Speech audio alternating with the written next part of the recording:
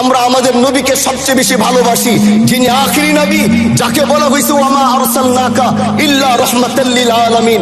আমরা বারবার দেখছি কিছুদিন পর পর কারা যেন কিভাবে এসে আল্লাহ নবীর শানে কটূক্তি করে, নবীকে নিয়ে অশ্লীল ভাষায় গালিগালাজ করে। এই দেশের মানুষ নামাজ না পড়লেও যদি কেউ নবীকে কটূক্তি করে তার কলিজা ছিঁড়ে যায়, সে রাজপথে নেমে যায়। আমি বলবো যারা নবীকে কটূক্তি করে, নবীর নামে গালিগালাজ করে, এদের মৃত্যুদণ্ড, এই আইনটাও যেন বাংলাদেশের এই সংসদ থেকে পাশ করা হয়।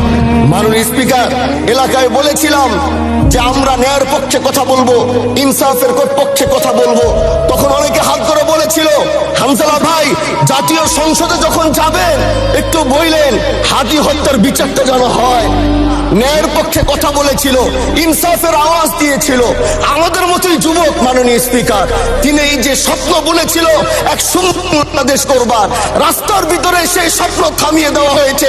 এই বিচার যদি না হয় তাহলে আমাদের মতো হামজালাদের নিরাপত্তাও রাস্তায় কেউ দিতে পারবে না মাননীয় স্পিকার। এই জন্য আপনার মাধ্যমে আমি বলতে চাই, হাদি হত্যার বিচার যেন সুনিশ্চিত করা হয়।